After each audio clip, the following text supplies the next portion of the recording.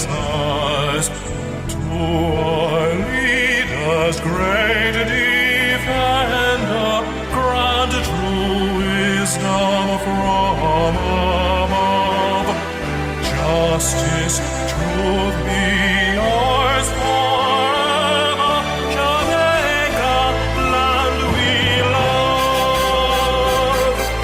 Jamaica, Jamaica, Jamaica, land we love. Teach us true respect for all. Stir response to duty's call. Strengthen us the weak to cherish. Give us vision lest we perish. Knowledge send us, Heavenly Father. Grant true wisdom from above. Justice, truth be yours forever. Jamaica, land we love. Jamaica, Jamaica, Jamaica, land we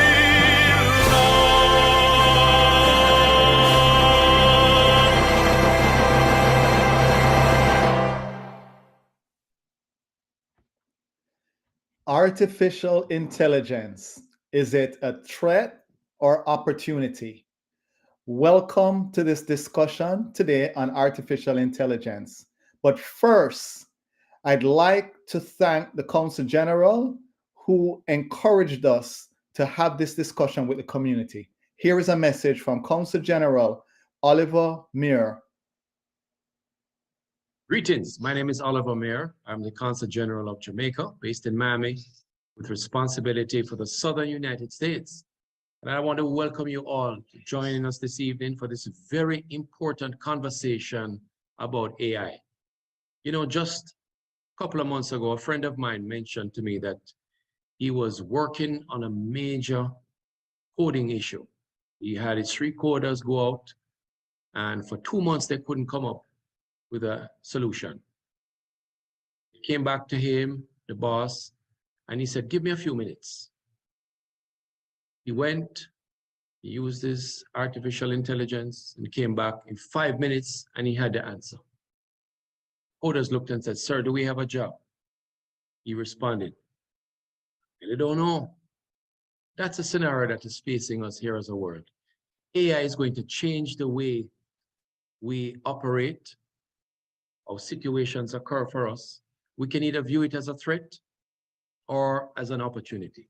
But it's very important that we start to have the conversation. So I want to thank my very good friend, Charles Smart, for pulling together a distinguished panel this evening to discuss this important issue. I'm disappointed I don't see a female as a panelist, but I'm sure the next one we will have one. But I invite you to sit back, relax, take notes, contribute. But more importantly, let's take this issue very seriously. AI, does it represent a threat or an opportunity? I would like to challenge us even from the start to grab this as an opportunity for all of us, both for our country and individually for ourselves. Do enjoy. All right, thank you, Mr. Consul General Mair, Oliver Mair. And we're gonna get started. First, let me introduce to you our panelists for today. We have Marlon Hill, business and IP attorney. We have Charles Smart, AI and data governance strategist, co-founder and of the company called MetAiBlock. We have Andre K, digital marketing expert, CEO of Sociallybuzz. See him all the time on my Facebook feed, and co-founder of MetAiBlock. Welcome, distinguished panelists. How are you guys today? Doing good. Happy to be here. Doing good. We're all supposed to be representing the ladies.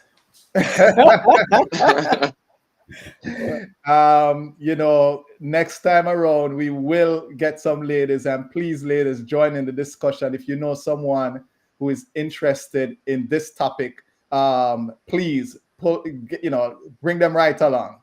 I've been asked to host this. I've been looking forward to this discussion because it's something that is out there. We see it every day. It's in the news. And, it's an important topic. I'm glad that we have you guys, some experts at this, Jamaicans, who can talk to the issues of AI, artificial intelligence. And let's start the discussion. We're going to start right at the top. What is AI? Well, I'll jump in with that. Thank you so much, Xavier, for having us and hosting today, and all of our guests. Really appreciate all of you joining us. The conversation around AI has been happening for some time, but I think it kind of hit pinnacle in the last few months with ChatGPT, and everybody is kind of now aware of this concept.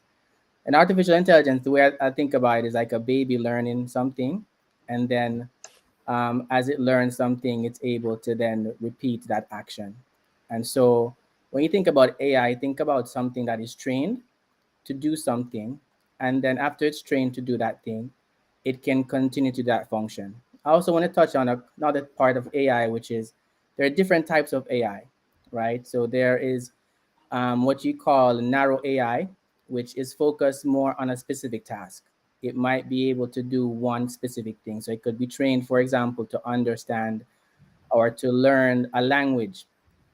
And it learns that language and it can do that particular thing very well, but it couldn't do anything else, right? It couldn't create a song. It couldn't, create an image. And then you have what they call generative AI, which is trained on a number of different things, or it could be even a specific thing, and it can use it for creativity. So because it's been trained on that thing, it knows it inside out. And because it has all this data, it then can go back and use what it's been trained on to go back and then create something that looks like or is like what it was trained on. And then the final part of it is the part I think everybody is scared about, right? Which is general intelligence. And that's when AI is able to operate very much like a human being and think like how we think. And not only is able to generate things, but is also able to come up with its own ideas and think for itself.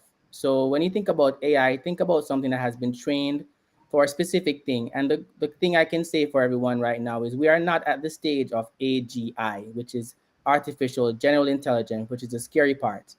We are close with the generative AI, which can create things based on things it's been taught, but it's definitely on the road to where we are going to get to the artificial general intelligence. Let me ask this question. I kind of know the answer, but how has it been used, and are we currently using? I mean, there's been an explosion, but this is not new, right? No, not at all. And I'll let Andre jump in there a little bit and talk a little bit about the past and how it's come to where it is right now. So AI in itself is not new, right? So we use things daily for years that's powered by AI. So if you look at Alexa, if you look at Siri, if you look at Uber, if you look at, there's a bunch of other things that you've used daily in your life, and those are powered by AI, right? As Charles said, those things are designed to do one specific function, right? And so now as stuff move forward with AI and more is becoming more public, I think generative AI is just an easy way for people to zone into or get used to what AI is before it scales to that next level. So now is a great opportunity for people to start jumping in, learning it, understanding it before that curve's hit. And we'll talk about that curve later. All right. So, one of the things people ask, and I'm asking, who is teaching AI, or where is it getting this information that's there? And then on the flip side of it, I have Marlon here, who is on the legal side. And how legal is it, the information all these AI or artificial intelligence tools are getting? How legal is it using it? So I know I threw a bunch of questions there. I don't know who wants to start. Well, I think Xavier, it's important for us to know that this is a skill or tool that is emerging, right? And this is why it's important for all of us to learn about these things, even though many of us panelists, those of us who are watching online, may be involved at some level. This is really what it's all about, right? We learn these technologies, these skills, and these tools, and the society kind of figures out, as a lawyer, we are basically social engineers, right? We evaluate policy, create laws based on what society is really dealing with at the present, right? So artificial intelligence, AI is one of these emerging technologies that is not new. I mean, like Andre said, Siri, Alexa, on your phone, all of these things, facial recognition when you go to the airport, and know that if you have the what's the travel? I know, Xavier, you travel a lot. When you global entry pass, and instead of showing your card, now you just go up to the screen, they tell you to take off your glasses, right? And all of that is trained algorithms, right? Someone has to create the back end in order for that to occur. So that key word that Charles mentioned earlier, being the system, that is something that everyone needs to be familiar with, understanding whatever platform you're using, who's training, writing what you put in and what you get out. That is very, very important. Whether you're looking at MetAiBlock or you're looking at chatbot GPT, whoever it is, somebody's training it, right? Yes. Yeah, and I think even touching on what Marlon said a while ago, the element here, when you talk about artificial intelligence, there are some components that go into making it, right? So you have data. Data is the key, right? And so that data could be anything. It could be a list of all the contacts that you have in your phone. The data could be a bunch of photos that you've taken. It could be a bunch of videos. It could be books. And so think about data from that perspective. And what happens is they take that data, a lot of it, and then they give a model. A model is, think about a computer program that's basically instructed to look for what they call parameters, right? So you look at certain things in order to make a prediction about what it is that they are seeing. And it gets trained on those parameters over and over again, with the same data over and over again. And after a while, just like a child learns, you do the same the first time, they might not get it. But after the 50th or 100th time, it becomes second nature. That's literally how AI works. Okay. And I want to welcome those that are asking questions. I have Jerome Lewis, who is asking what impact it will have on the job market. And I know we're going to get to that. Thank you, South Florida Caribbean News and Rosemary Lewis, for reminding us that the system is called Clear at the airport. And I see, Janice McIntosh, we kind of touched into that, who's training AI. Now, one of the things I hear, and people say that it feels like the Matrix. Okay, there's something going out there and grabbing all this data, not knowing when it's going to use it, but just grabbing data from everywhere and storing it and just waiting for that opportunity to use it. And they kind of described it like the Matrix, that little weird thing in the Matrix movie that goes out there. So dispel some of these. And there was also a question about the legal, which I think Marlon may have touched on a little bit. Someone asked that question. So let's continue. And I also know, folks, there is a demo coming up. So right after this questions that I asked, and many questions there, we'll get right into a demo. So Andre, you want to take that one?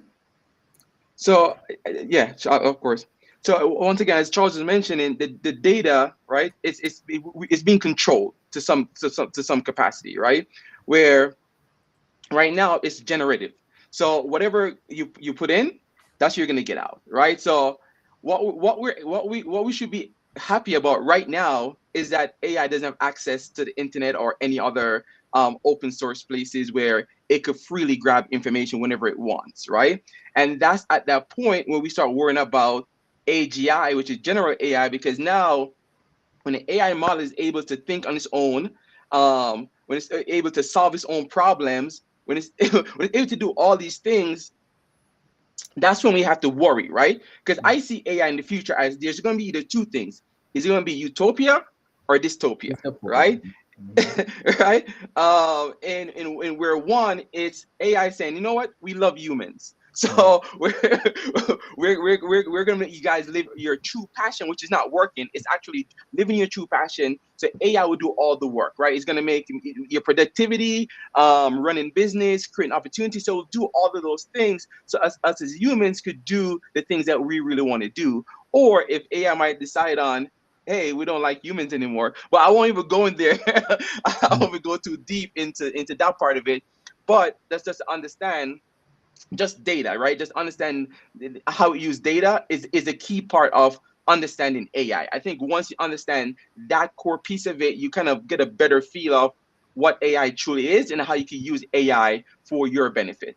You know, Xavier, All I right. just want to supplement what Andre is saying as an opportunity for Jamaica and Jamaicans across the world.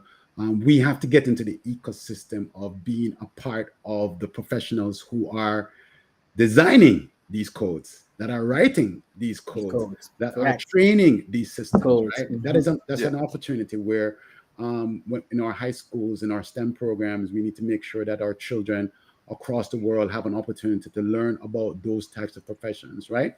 And then, you know, data management, you know, and managing data. That's another opportunity for Jamaicans. You know, it's not just about person calling the center in Jamaica for customer service, right? That is one job. Right. But if you are part of a pool of people that are writing the codes and managing data, you can be a part of this future technology. So that's definitely one opportunity that we need to be aware of in this emerging technology. Okay. All right. And I'm going to have us jump to a quick demo. And let's continue the discussion on the other side of this demo. All right. So I'm going to jump in here and share my screen. And what we're going to do is we're going to jump into ChatGPT. I think that's what everybody is familiar with. And The chatbot GPT. chatbot. So what we're gonna do here, and I have a prompt, and I want to just kind of just let people know, everyone know. One of the big things, Marlon just mentioned a while ago that getting involved is very important, and a bunch of new jobs are gonna be created.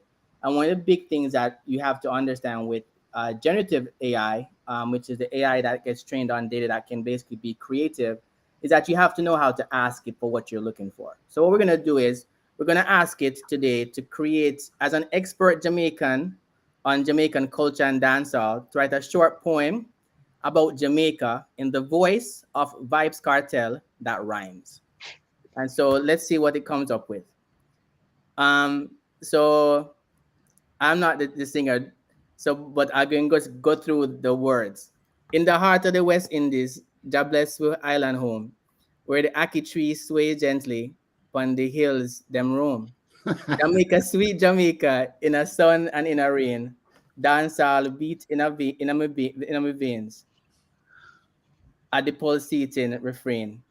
From Kingston City to Negril's shore, cartel voice span the score. Me love my island, my culture, you can't ignore. We turn the pain in that poetry, with vibes them never bore. In the land of food and water, we heart forever sore. And it goes on, right? But I guess what I'm showing you here is this is an example of generative AI, right? Which is ChatGPT. And it's a very simple use case of just putting in a prompt, asking it to do something, and it generated exactly what we're looking for, right? You think about the artist, it referenced cartel in the song, it referenced key things about Jamaica and Aki, it rhymed as we requested it.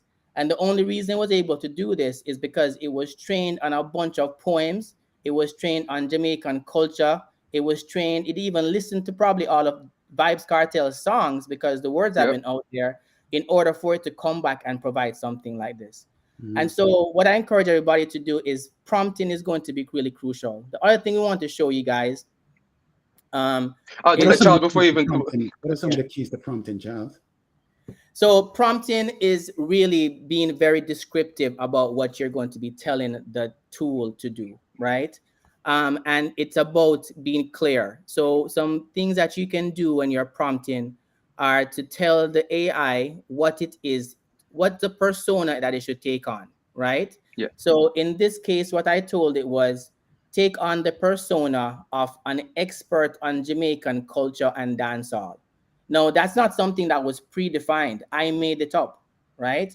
But because this AI model has, and this model, by the way, is a language model, right? So it's able to understand a natural language, like how we talk, and can yes, convert that into action and basically fulfill that action for us. So it understood based on the data that was trained on what I meant when I said Jamaican culture and dancehall. And so you have to tell it who it's supposed to be like if you really want it to give you the response you want it to. And then by me telling it here that in the voice of Vibes Cartel, it automatically knew how the tone of the poem needed to be. It didn't give me a poem that was in English. You can also see that it used underscore, you know, and Jamaican lingo patois, in yeah. patois in how it basically did the poem. And this area don't kill me, the Jamaican language, right? But that It is is a language. that is literally how it works. But prompting is a key element that is, for anyone out there that wants to get the most out of AI, that they need to really look at the framework about how to prompt and learn that skill, because that skill, literally right now, there are jobs on Indeed for $300,000 plus for people who just know how to ask the right questions from AI and generate the content. All And, right. and and Charles, before you jump over there, let's take a step further. If we wanted to, if we had time, we would say for another time, we could have taken that poem, right, from Yes. Vice Cartel, and we could go into an AI, a voice AI, and put that in it so to actually create a song with Vice Cartel singing it. Hmm. Wow. Yes. That is amazing. I've had that discussion, and I know we'll get to some of that later on. Where my wife and I had a discussion in regards to my voice being out there on YouTube, and AI taking my literal voice and expressions I use, Yeah, and the scamming on that is heavy. yes, that's exactly where we're going. Yes, The yes. scamming on that. But go ahead, Charles. You have another demo that you were gonna show all those who are watching. Yeah, so what we just showed you a while ago was one example of how to use and a tool. So one of the main tools out there, ChatGPT is definitely the one I encourage everybody to go and get. There are two versions of it, by the way, version 3.5 and version 4. Version 4 requires a payment of $20 a month. It's absolutely worth it because you get so many more, it's so much more realistic because it was trained on basically almost 5 times as much data as the previous version. This is another AI tool that we're going to be talking about called Midjourney. And how you access this is you go to discord.com. That's discord.com. And then you basically sign up, and there's a Midjourney bot. Bot is like a chat bot, or it's a AI bot that they've created within the platform that basically has been trained on billions of images.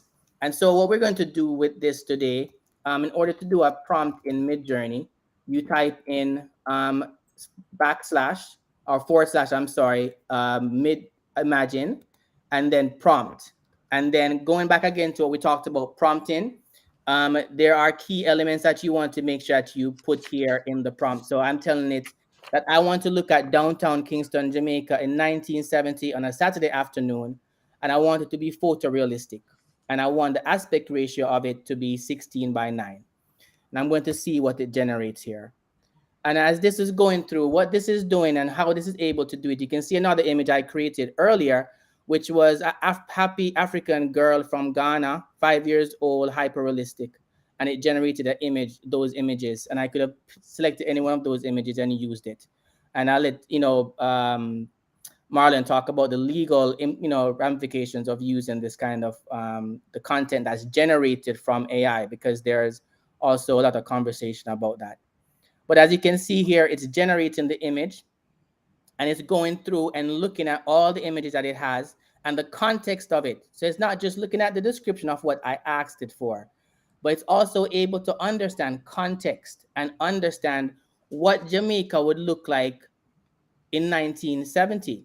So as you can see, the cars, you see the buildings, it kind of look like downtown Kingston. You see people walking around the streets. And I'm going to take one of these images, and to upscale an image in Midjourney, you have these options here. So I'm going to take the first image here and just upscale it. So it basically creates a high resolution version of that image. I could also create multiple versions of that image if I wanted to.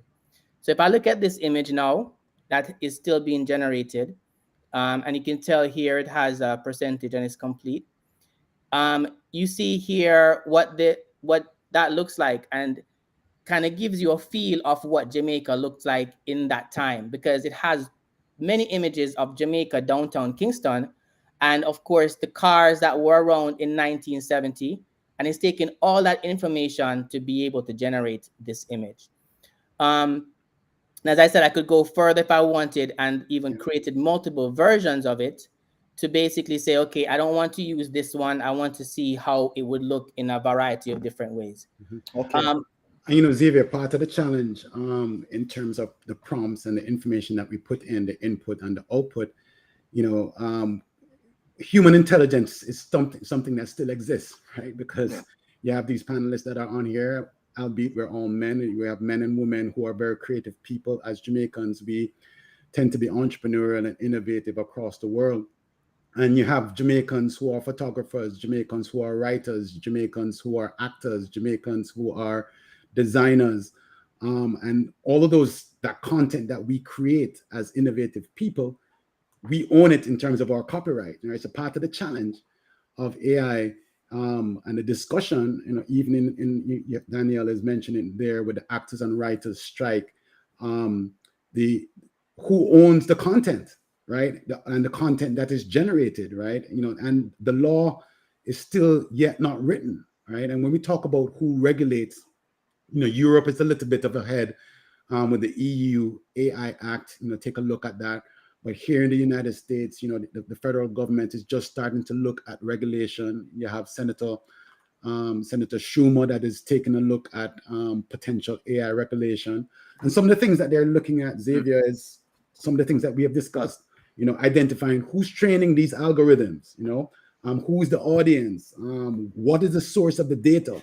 So co-founders like Andre and Charles are monitoring what's going to happen with this regulation, because you have federal regulation and then you have the state laws that exist, and then it hasn't even reached Gordon House yet in Parliament. Yeah. Right. But at some point it will. And even if you think about it, social media,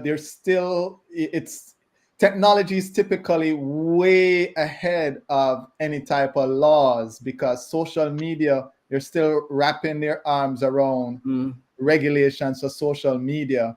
But there's a balance, because you don't want to, the understanding is they don't want to slow people down and slow down innovation. Right. And it's a tight balance, because other countries are moving. I know China is probably way ahead, and some other places are way ahead. But I want to pivot back to a question which we kind of touched on a little bit, Marlon, with the photography and so forth. And Susan Davis asks a question, Dr. Sue asks a question about how does AI help with creativity? Well, it doesn't replace human innovation and intelligence. It either improves it, makes it more efficient workflows.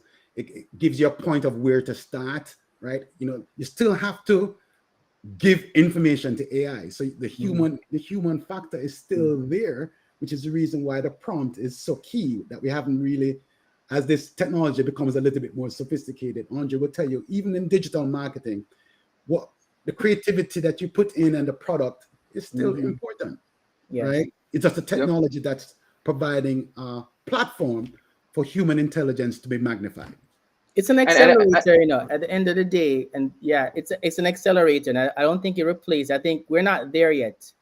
I think it comes there eventually, but it's definitely, and Andre, you can speak to that as well, just even with how you use it for Sociallybuzz.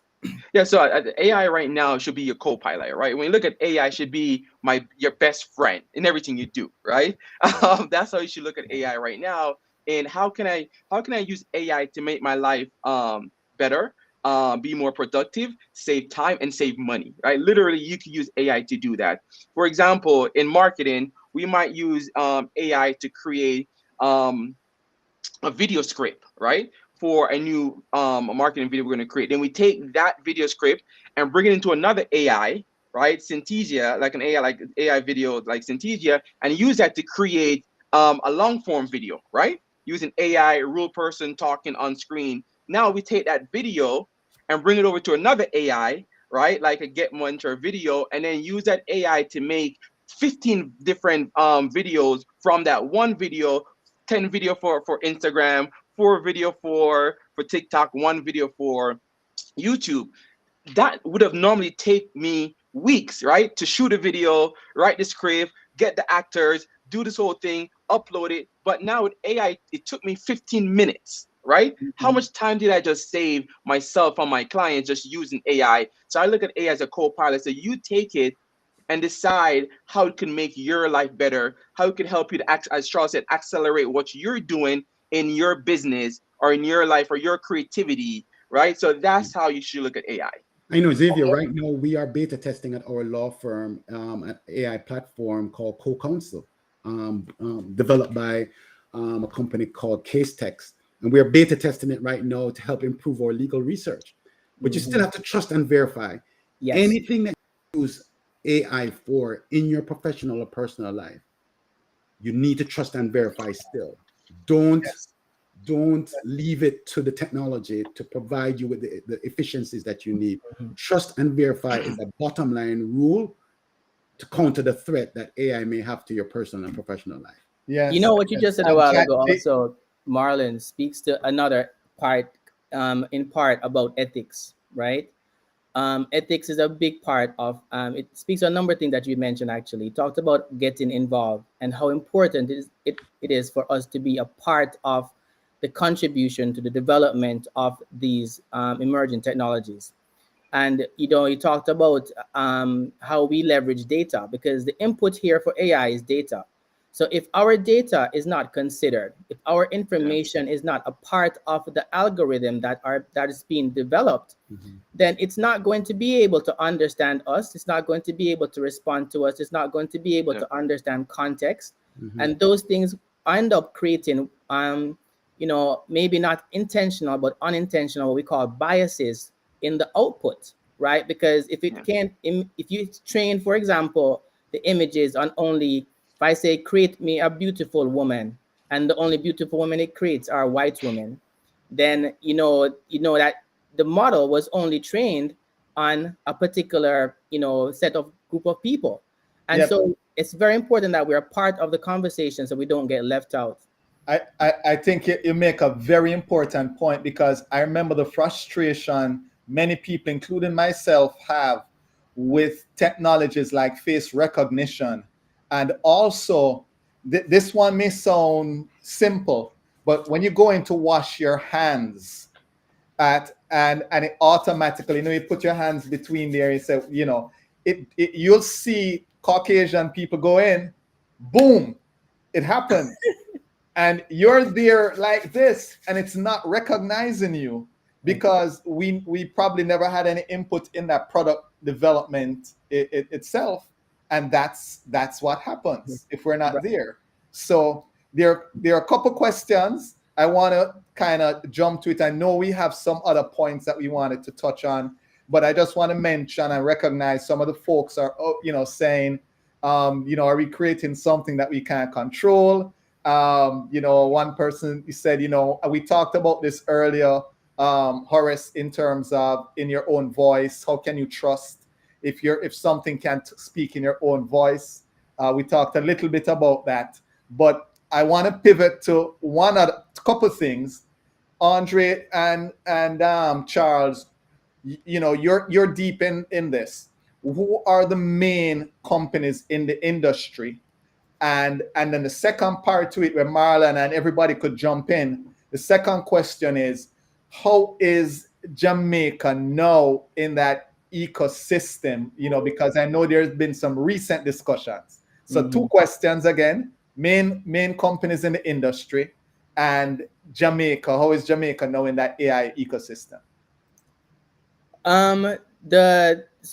The main companies right now leading the way, of course, is OpenAI, which is they're the first ones to kind of put out their generative AI products to the market in a way that's very accessible to everyone. Google, of course, is behind them closely, but I also want to emphasize that OpenAI is also majority controlled by Microsoft, which we all know. And so really the funds behind the development of what's going on in OpenAI right now is funded by Microsoft. And of course, their products, we all use them every day. They've integrated OpenAI's algorithms into their office suites to increase productivity already. And of course, you have Google, and then there is Amazon, that's also providing a bunch of other, AI services. And Meta also just partnered up with Microsoft. Yes. To start sharing AI data with a new language that Facebook Meta created. So yeah. So the landscape is still relatively young for this, but the work behind this has been going on for a very long time. You have IBM. Many of you may be familiar with Watson from back in the day, where it beat someone on Jeopardy and it beat someone at Go and chess.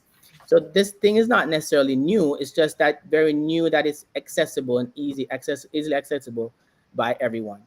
And a fun fact, even OpenAI, so everyone saw that OpenAI came out with last year sometime, with November, October, whatever it is. Not OpenAI, ChatGPT. OpenAI has been around for a long time.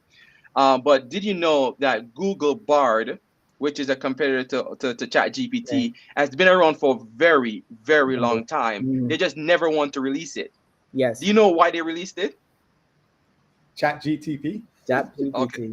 Yes. They did not want ChatGPT to beat them. So they had this thing sitting on for a very long time and didn't want to release it because they know what it was and what it could do. But they didn't want ChatGPT to beat them at their game. So they had to do it. And I think that speaks to the part of when financial gain is involved in technologies like these, is when we have to worry because we don't know why or when they made this decision based on the financial gain. Xavier, when we talk about these privately owned companies, even those that profess to be non-profit, just because it's a non-profit doesn't mean that it doesn't make any profit. So when it's OpenAI, Microsoft, Google, ChatGPT, it's very important for us to really monitor, like we do in any other industry, monitor these companies, make sure that they are conducting themselves in a way that protects the consumer, not takes advantage of the consumer, right? This is the danger of emerging technologies. And the reason why sometimes you need law in society is to kind of put some barriers and boundaries. And some people say, well, just release the boundaries and have people do whatever they want. There are some people that feel that way. And then some people that feel that, listen, we need to make sure that government is involved to make sure that the individual and the consumer is protected. This is politics, right? So at some point, you're going to have discussion at Gordon House in Parliament, or you're going to have discussion in Congress as to these boundaries and barriers that we're going to place on this emerging technology. This is where you have different acts that are being drafted, and you have the tension between federal government and state government. I really would direct people to the National Institute of Standards and Technology. That's basically similar to our Bureau of Standards in Jamaica, right? That's part of the Department of Commerce. You can go there. They have a very good report that is there, NIST.gov, I think it is. A very good report there on AI that talks about the risks to different types of businesses and the things that you should be aware of. And that is something that we pay for as taxpayers in the United States. It's a good report to take a look at, National Institute of Standards. So basically, and I know we touched on Jamaica, basically nothing regulates AI at this point. Is that what I'm hearing? Or Yes. Wild Wild West. Yeah, Wild Wild West. And I'll say something about that that's very important to understand. You know, the difference about this whole thing that I think even our regulators who are generally slow to address technology or address emerging technology, they usually wait for something to happen. There's usually some catastrophic thing that happens that then forces or accelerates how quickly things get regulated. Or can I say a lawsuit? It could be a lawsuit, or it could be danger, right? It could be somebody getting hurt, right? Marlon gets a call from a photographer or a content creator like Jamaicans.com and says, I'm seeing something that looks very similar to what we created as a content creator. Yeah. And we're taking it all the way to the Supreme Court or the British, what's the British court, Marlon? Privy Council, yeah. The Privy Council. Yeah. And that's when the laws come in.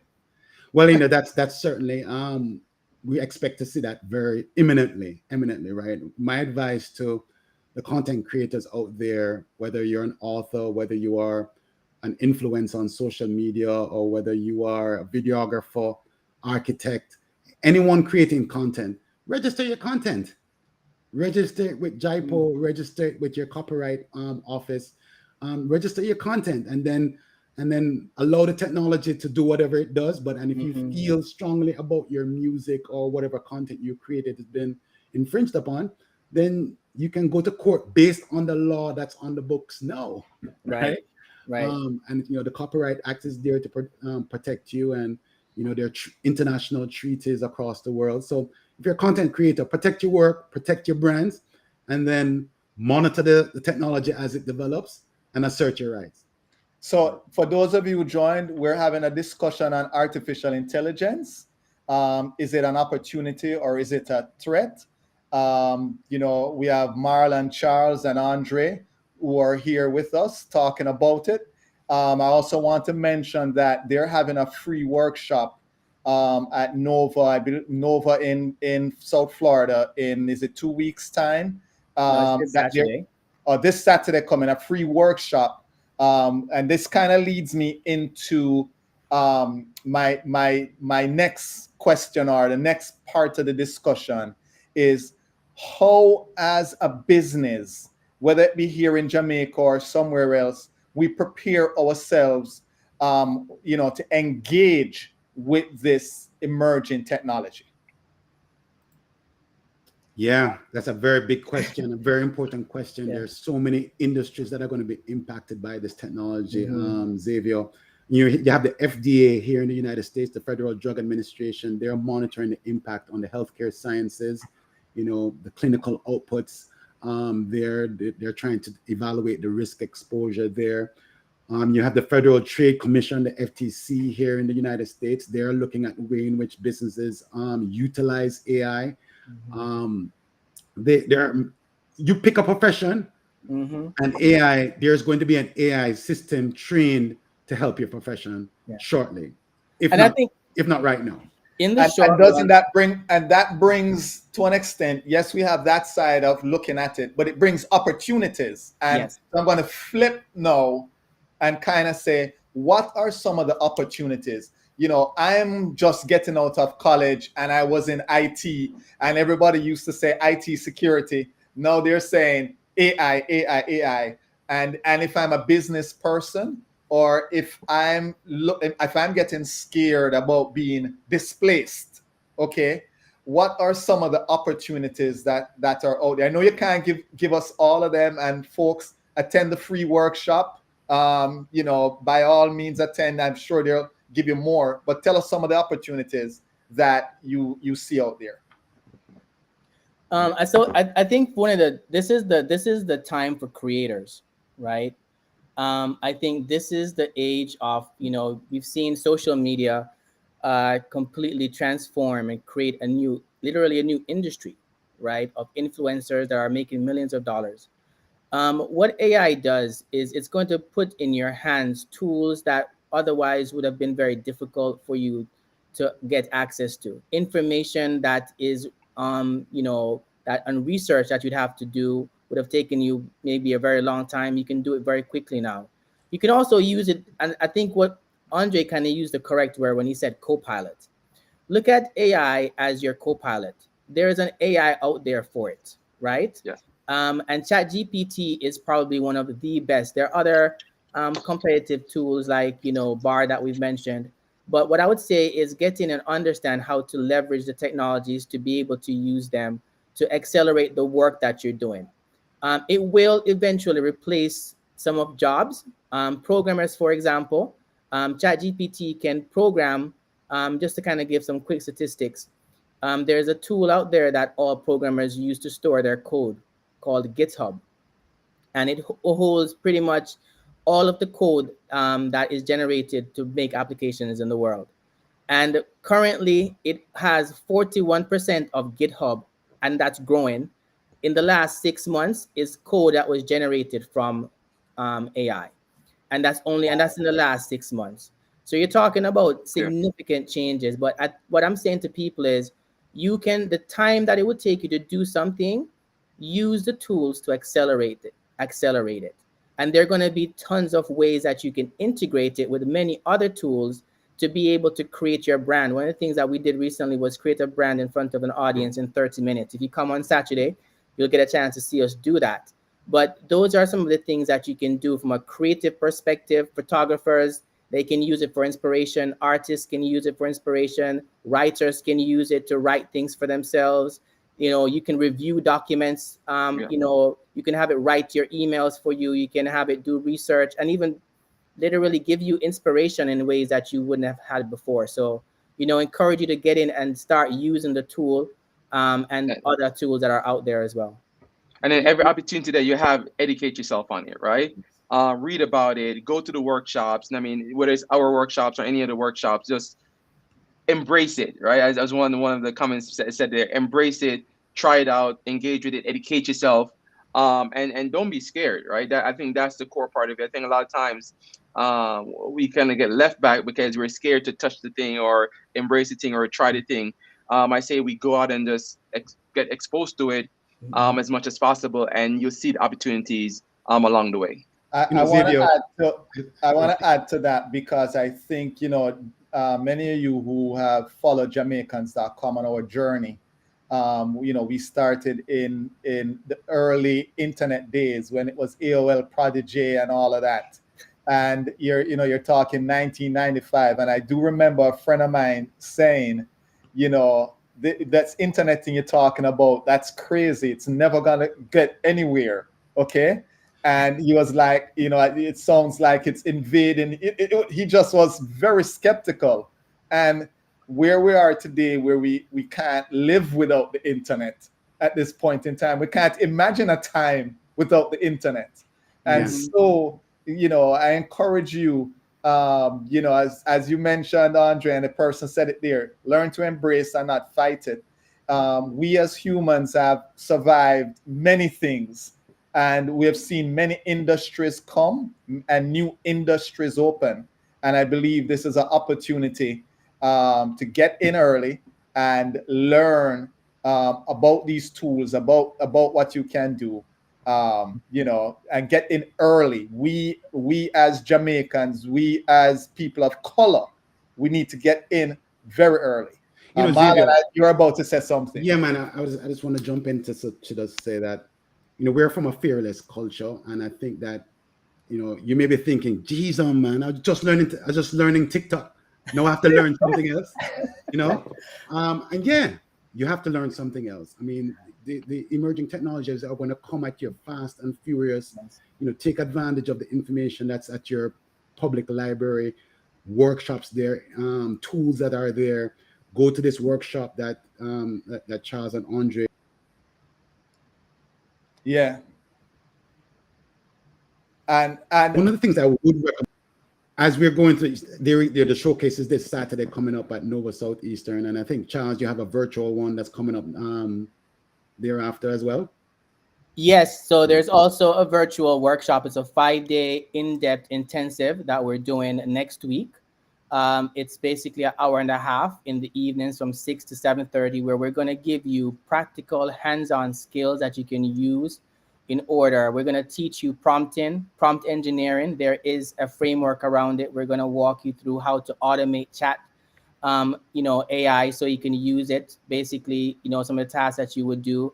And this is for a novice. If you don't know anything about AI, or if you are a business person that even may know a little bit about it, we're going to show you a practical use cases of how you can apply it in your day-to-day life, and go in depth, hands-on. Bring your computer, virtual, no matter where you are in the world, you can log on. If you scan the code here, QR code here, you can get all the information at the website. Okay. Xavier, and so I'm gonna go ahead, Marlon. You really should learn the strengths and the limitations of any AI platform, right? That is really key to kind of understand how to get the best from it. And as I said, any good lawyer will tell you, trust and verify the information that is output. If you're going to use it as a business, you have the ethical boundaries of disclosing whether or not you have or you are using AI generated content for your users and your customers. That's a developing guardrail that is developing around the technology as well. But it's as we at our law firm, we're going through the process and learning about it. I'm telling you, it's definitely accelerates your efficiency, gives you a starting point. But the human component is always going to be in play, both going in and coming out. Exactly. So I want to ask each of you to kind of tell me a personal use, which tool you have used for something personal, and you don't have to divulge any secrets. If I had to give a major speech and it wrote my whole speech, but give me something personal you've used AI for. I'll go. And Charles noticed because he was at the holiday party. So I used it to help me write my holiday speech. Okay. In who? I use for a lot of stuff, but that's just one. So I'll say this much. There's nothing that we've created for this event that is not partly AI generated. The ideas of how we structure the conversation tonight was AI generated. The flyers that we were created, the social media content that we generated. I used AI to help me to design the flyers that we sent out. So there are a number of use cases. I also use it on a personal basis every day, just for ideation, right? To come up with ideas. And it's not just asking questions. So I'll prompt it and I'll say, hey, I want to do XYZ. I'm thinking about this. I don't know how to do it. Can you help me and guide me, ask me the right questions, and kind of bring me through it and build on it, right? And so there are ways that you can use the technology as a personal assistant to create a whole bunch of stuff. And so for me, it's a daily, if I'm sending an email to somebody, sometimes I want to get a proper response to make sure it's toned correctly.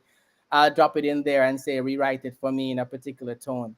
Okay. So there are tons of use cases. And there are other tools I also want to mention that it's not just ChatGPT, right? But you have tools that can help you to create websites on the fly. You basically put a description in and it generates a website for you.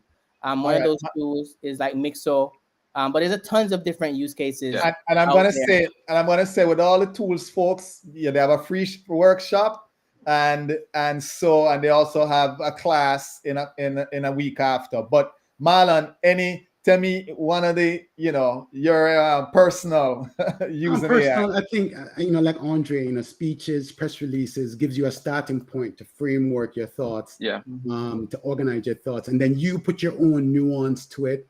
I think AI is very good for organizing where you want to go. Then Okay. you can fill in the details as to how it is that you want to kind of provide a little bit more nuance and layers to what it is that you want to communicate. And I'll also say before I go, Xavier, that for Jamaicans, there's many things that we are good at, right? We've got to look at our strategic industries, agriculture, tourism, track. Yeah, and I was going to get to that. That was my next Music, one before. right? So because I'm going to frame that. Give me 1 minute, Marlon. I'm going to jump to that in a minute because I know you all have some great ideas. I want to say I have used it to help me put frames, ChatGPT, to put frames on a wall. I had like 6 frames and I wanted them placed kind of evenly. And I didn't want to do the calculation. And so I said, here's the wall size, here are the frame size. Tell me where to put the nails, basically on the wall. And it did, and it's perfect. Wow. Wow.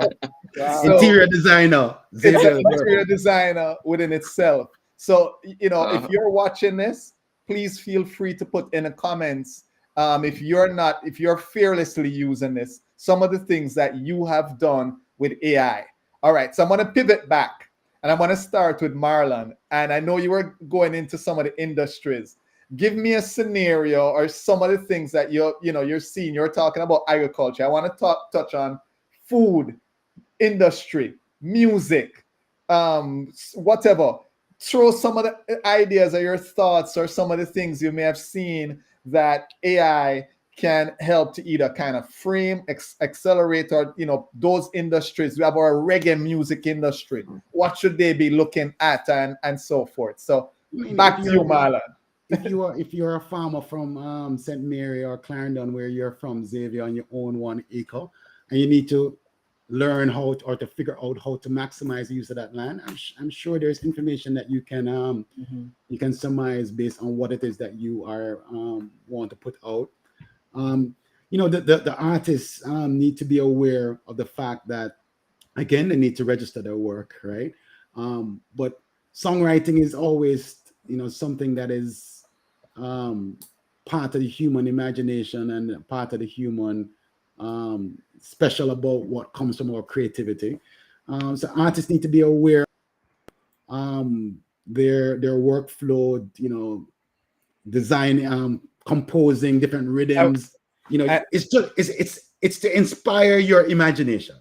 And it's funny you say that, because if any of you just joined earlier, there was a demo that was done by Charles, and basically it was pretty decent, and I could see an artist, making it Jamaican, okay, because it used a few Jamaican terms, but truly making it Jamaican, it could be an inspiration. So you still have to just be mindful of what the final product is, and to make sure that it's closer to your authenticity than generated authenticity. That is the battle. So I tell you what, I'll confess here. So I paint, as I'm an artist as well, as many so there's this new technique that I recently put out. I had a friend, Dr. Sue, that wanted to a charity event, and I wanted to create something different. And I had an idea about what I wanted to create. And so to conceptualize it and to visualize it, I basically went into Midjourney and describe what I wanted to see, what it would come back with. And it generated some images that inspired me. And I said, okay, now let me use these and build on it to add my own personal touch. So what I would think I mentioned earlier is that this is the age of the creator. And for the creators and the people who can think and ideate things, this is the space where it will really help you to make what you're doing better and help you to do it faster. And to visualize your idea. You can literally visualize your ideas now You don't have to wait and go get a designer to go do it. You can, if you know how to prompt properly, it can create what you're looking for and for you to visualize it. Okay. Andre, I know you had, probably some technical challenges for a few minutes there. Did you hear the question I'd asked in regards to, Jamaica or food or culture? Some of the things that you specifically could see happening using AI. Marlon touched on agriculture and music. Charles touched on art. Anything that you see as a vision for Jamaica using AI? Of course, businesses, right? So the small businesses don't have to pay a big ad firm to create my. I'm a big agency, but I'm giving it away, right? But they can literally use it to create marketing campaigns, marketing strategies, marketing ideas that they could go and execute on their own, right? Even platforms like, let's say, Google and Facebook, they're creating products that's driven by AI to make it easier for business users to market to themselves, right? So, example, Google, have a marketing advertising product called Performance Max, right? Literally, it's driven by machine learning and AI. So, as a business owner, you go into Google, you set up your ad. Google asks you, give me 20 description of your business. You give it 20 headlines, you give it 10 pictures, you give it 5 videos, you give it 15 descriptions, and Google will take all you don't do anything else. Google now take that information and create the right ads to show in front of the right people based on what they're searching for and based on what will get them to engage and support your business, right? So just in looking at those things, looking at the platform that offer those types of tools and how you as a small business in Jamaica could use those tools to drive more customers, right? To drive more awareness for your business. And I can see how that could help businesses truly scale to a whole different level, just being able to adapt AI. Okay. All right. So, technology is always changing. How do I keep up? I'm hearing about AI. I'm hearing there's an opportunity. I know I could follow, you guys can tell us, how do I follow you, first of all, and who are some of the people who are some of the players that I should be following right now? I know that may change next week, but who are some of the people that I should be following if I want to keep up on this technology? So I'd tell you one of the folks that, of course, if you want to learn more about us, click on that link or scan that QR code. We are definitely one of the people that you want to follow. But aside from that, Mr. Grateful on, I'll, kind of give him a shout out simply because he has really, in a very actionable way, and is Mr. Grateful on Instagram. If you follow his page, has really done a very good job of curating the journey, his personal journey with AI, giving you very practical, hands-on instructions about what to do, how to do it.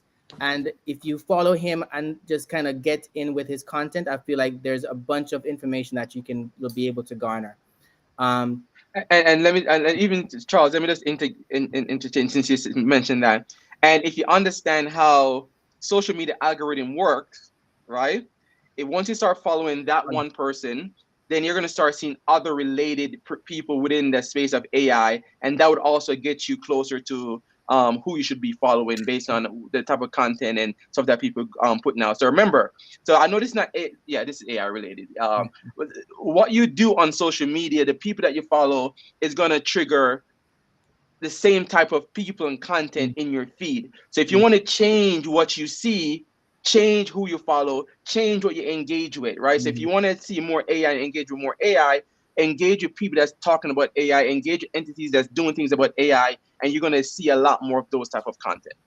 Another one more thing before you jump off as well is Google Alerts, right? I subscribe to a ton of Google Alerts on artificial intelligence. So you basically go onto Google Alerts, go to Google Alerts, and you can create it under your account if you have a Gmail account. And what it will do is every day It will summarize the top news of what's going on in artificial intelligence and deliver it to your inbox every day. And so if you want to keep up on what's going on, that's a very simple, easy way for you to know what's happening, how it's changing, and how it's growing in a very practical way. And of course, following different influencers online. And that's just for the everyday user. Won't get into the more in-depth, stuff where building algorithms and data science stuff. But yeah. Marlon, I know you're up on technology. Who would you recommend folks follow? All of the above that Andre and Charles have mentioned. There are a number of great newsletters that are out there, e-newsletters on information on AI. One that I like is called Fry AI. That's a good one. It's very simple, gives you nuggets of different developments within the technology and the ecosystem. But there's so much information out there. I mean, there are a number of systems and platforms that are developing every single day. Do your homework. First and foremost, if you're concerned and worried about the direction of the technology, start speaking to your member of parliament. Maybe call the Ministry of Industry and Commerce, or call the Ministry of Science and Technology in Jamaica and ask them if they're looking at how AI can be used to improve any services that are being delivered in Jamaica. I think that it's very important. Andre made such a great point that is really so powerful. If you follow, then you're going to surround yourself with who you follow. If you prompt in a certain way, then you're gonna get the output in a certain way. So this is the key lesson out of this entire last hour.